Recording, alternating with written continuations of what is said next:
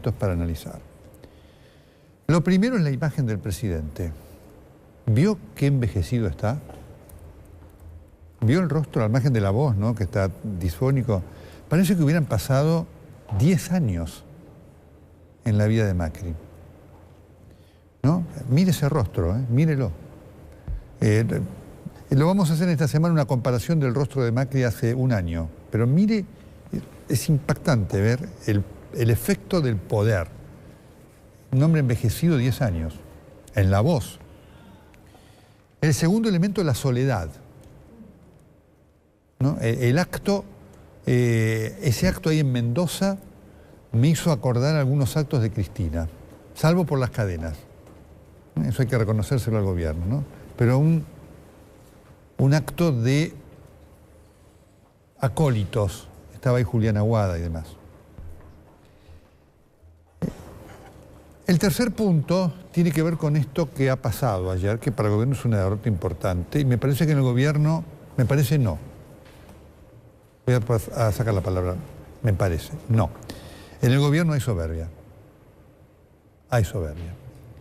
Y estas victorias, de las cuales hablaba el diputado Negri, que es un hombre al cual el gobierno debería escuchar más, no en cuanto a sus, a lo mejor, propuestas políticas específicas, las puede discutir, en cuanto a experiencias políticas.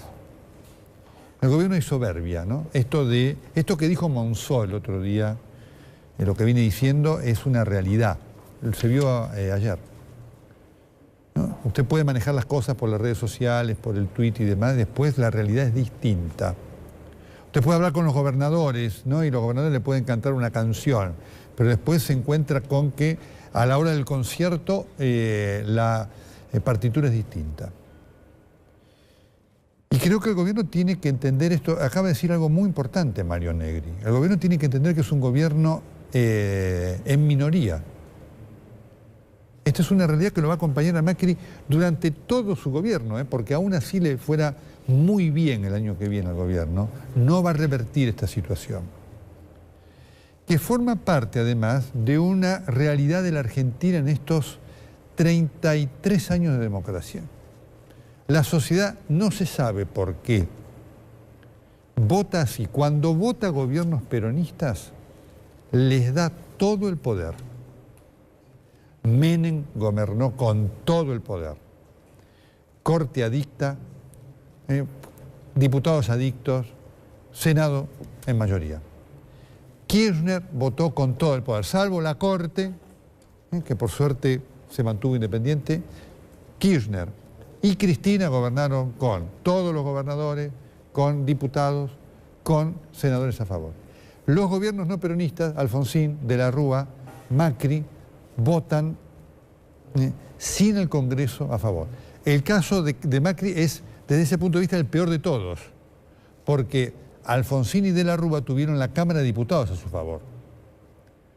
Macri no tiene ninguna Cámara.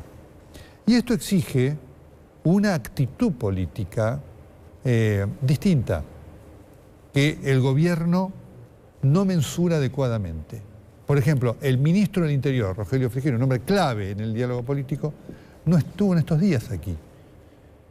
Los canales informativos le fallaron al gobierno, que, como dijo muy bien Mario Negri, no podemos mandar leyes, esto desde un punto de vista de lo elemental político, nadie manda una ley al Congreso sabiendo que va a perder. Estos son los errores de falta de política del gobierno. Y repito, que tiene que ver con la soberbia. Esto debería ser profundamente analizado. No sé si en el retiro espiritual que hubo en Chapadmalal esto estuvo presente. Me parece, por lo que se ve, que estuvo ausente. Y si esto no se supera, le va a generar muchos problemas al gobierno. Y por supuesto muchos problemas a nosotros. Y uno, como siempre dice, la Argentina necesita, miren lo que les voy a decir, lo digo siempre, necesita vivir la experiencia de que un gobierno no peronista le vaya bien, pero no por una cuestión ideológica, por una cuestión de consolidación de la democracia. Porque si no, en la Argentina termina reconfirmándose el teorema que dice que el único partido que puede gobernar es el justicialismo. Y mientras no superemos este parámetro, no tendremos democracia plena en la Argentina.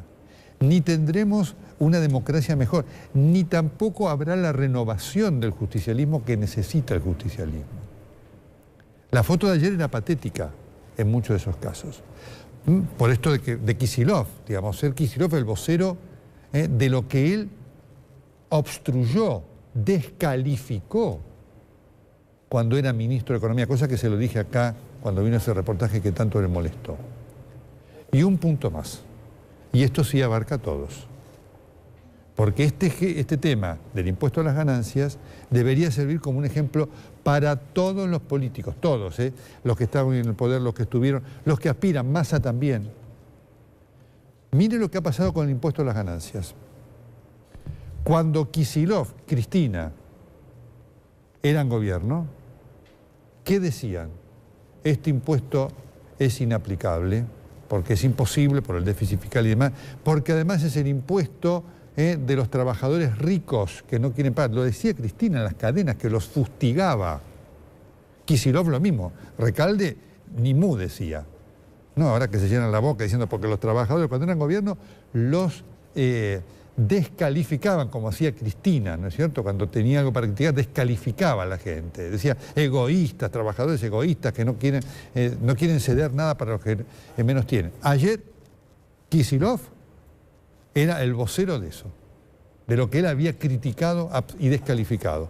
Pero, del otro lado, está de Prat-Gay. ¿Qué hizo de Prat-Gay cuando fue diputado? Que compartió un espacio político con Victoria Donda. Lo quiero decir no para descalificar, sino para decir, para que vea usted lo variopinto de todo. Prat-Gay presentó un proyecto muy similar a este que ayer se presentó. Presentó proyectos con la misma filosofía cuando era diputado.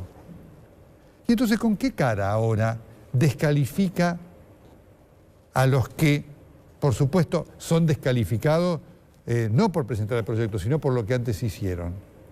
¿Qué quiero decir esto? La dirigencia política argentina, la mayoría, no digo todos, la mayoría, debería repensar estas cosas. No pueden decir hoy una cosa y mañana otra, porque entonces esto tiene un efecto letal sobre la gente. Y cuando la clase política se desprestigia tanto,